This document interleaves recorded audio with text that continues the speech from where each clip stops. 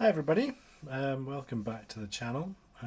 Today we're looking at the using Games Workshop's Citadel Contrast Paints for painting a Victrix 28mm Austrian infantryman in helmet from 1798 to 1809 for those that are interested in those sort of things. Contrast paints have been on the market for about 9 months or so now. They are designed to allow you to quickly paint lots of models very quickly. They are of a different consistency to standard acrylic paints, and that allows them to flow over surfaces and settle in recesses. So you get paint colour and shade all in one. So you don't need to go back over and use a different shading wash over an acrylic paint to achieve the same results. The first thing I'm going to say about contrast paints is that they need a very good shake before you start to apply them out the pot. If the bottom of your pot looks like that, that's where all the pigment has settled at the bottom. We didn't use green on these models, but I have put in little agitators, little stainless steel ball bearings, and I need to shake these for sometimes 2 minutes by hand to get that white layer off the bottom and all the pigment back into the solution. If you don't do that, you get inconsistent results, and before I realised that was a problem, I was getting very glossy finish to models, so shaking it up seems to have put that to bed. Anyway, back to our Austrian here. I used some of Games Workshop's Wraithbone spray primer, which is this off-white colour. Actually quite difficult to see the off-white primer colour against the off-white plastic that these miniatures are cast in on the sprue, which was interesting. But I think we managed to get most of them covered as we would like. With contrast paints, you really need to work from light to dark, and that's because if you get a bit of the contrast paint on somewhere it's not supposed to go, you really need to apply an off-white colour to take it back to the base coat before touching it up. Applying a lighter colour over a darker colour just doesn't work. You have that see-through from the contrast paint that leaves a dark mark. So starting light to dark means you're going to avoid most of the potential errors that can sneak in. So on this model, started with Apothecary White. That's what leaves that sort of blue-grey colour in the recesses on the central model there.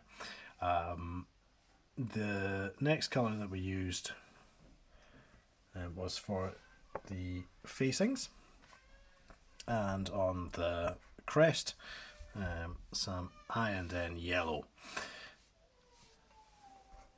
Last of the first stage was skin tone, and I used dark oath flesh for this.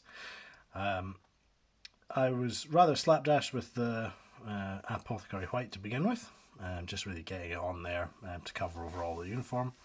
But you do need to take your time to make sure everything is dry in between applying new colours, because they will bleed into each other and create a bit of a mess. And although contrast paints, the idea is that they've been designed to let you paint armies quickly, you still need to have a bit of brush control. Getting colours to stay where you want them takes a bit of practice. This stuff flows a lot more than regular acrylic paint, so you do run the risk of getting paint where you don't want it and having to go back to that off-white primer colour to sort it out. So after flesh colour, used some Gore Grunta fur for the musket stock and the pack. I think this is where contrast paint really comes into its own, is when using it on a surface that has lots of texture, like the furry texture of the cowhide pack. It just flows into the recessed details there, and without too much effort you've got a shaded surface which looks just the part. Lots of black on this model, black Templar, that does boots and helmet, as well as the other details hanging from the belt, like the cartridge pack. On top of the pack is the great coat. Picked that one out in Basilanicum Grey. Now, one thing that contrast paint can't do is do metallics. True metallics, that is. I have seen some very good results by good painters using the contrast paints as non-metallic metals. For this model though, for musket barrel and bayonet, some Army Painter plate mail metal. And for the helmet, the plate there, in some brass. So the model in the middle, I wanted to add some shading definition to the musket. I've got some coat arms, ink armour wash. These ink washes are very useful for getting the details picked out on metallics in particular. For the gold, that was washed with ink wash chestnut. And if you, like me, were brought up on Citadel paints in the 90s or even before, then chestnut ink was the be all and end all, really. You splash that on any model and it would instantly make it look a lot better. And coat arms is the same paint as those Citadel ones that went out with the hexagon pots in the 90s. So it's good stuff. So you could just leave the model at that, and it would be fine for a mass rank. I've taken a bit of time just to pick out a few more details on this final model,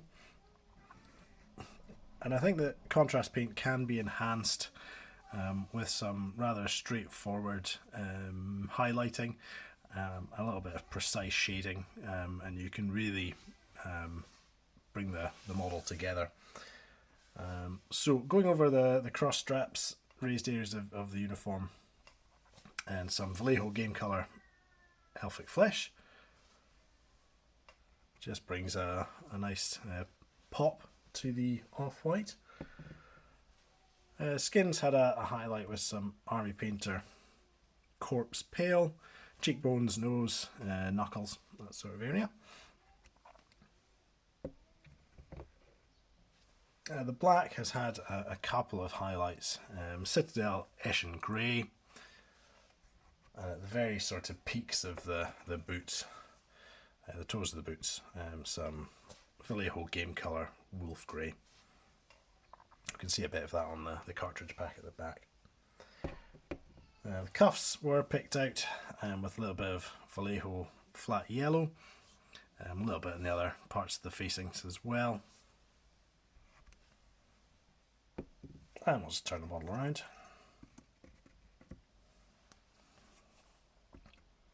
A little bit of medium sea grey was used on the greatcoat on top of the pack. And some more of the ink armour wash was actually used on the pack, just at the lower half of it, just to add a bit of shading there. The metal of the musket barrel and bayonet was highlighted just back with the plate mail metal that was the base colour. The final thing I did was just to sort of deepen the the shade in the recesses, especially around the cross straps. And I actually went back to the Basilicum Grey and used a very fine brush just to get that into the deepest recesses, really just to define those cross straps, because I just feel that from a distance it's good to have them looking a bit more obvious and clear. Now, we in the last video painted models just with standard acrylic paint. How do things compare? So the particular style that I've used has meant that we do have a grayer, darker looking model in the rear there. That was done with the acrylic paints, whereas the one in the front with the contrast paints is a warmer off-white. Some people may prefer one, others may prefer the other. I think I prefer the darker look. I just think it looks a bit grimier, and I think for an army-owned campaign that's what I'd want to go for. That said, it is quicker to paint with contrast paints. If you are sort of taking them to perhaps the level of the chap in the middle, without doing any of those extra details, you can bang out an individual infantryman after a bit of practice in about 20 minutes. You possibly could go even faster if you didn't care about areas of paint overspilling as much. And I think that there is potential for me to finish off these guys with the contrast and then hide them in the same unit as the ones with the acrylic paint, and nobody's really going to notice it at 3 feet away. So between the last video and this one, that's a couple of options for painting uniforms in white. Contrast paints probably is quicker. However, I prefer the finish with the standard acrylic paints. I think though that contrast paints definitely have a use. The pack, for example, wherever you've got sort of a textured surface like animal, fur or hair, really quick and easy just to apply that, and it will bring out the details. And you could go and do a dry brush later just to really make the texture show, but for something that takes 20 seconds to do, it's very good to do that all in one go. So, you know, combining techniques is the way to speed up the process of painting an army, and each will find his own way to do so. Any other comments, please pop them below. How do you feel about contrast paints versus acrylic paints? And anything else you'd like to see on the channel, please let me know below. Please subscribe if you want to see more of these videos. Thanks for your time. We'll speak to you again. Bye bye.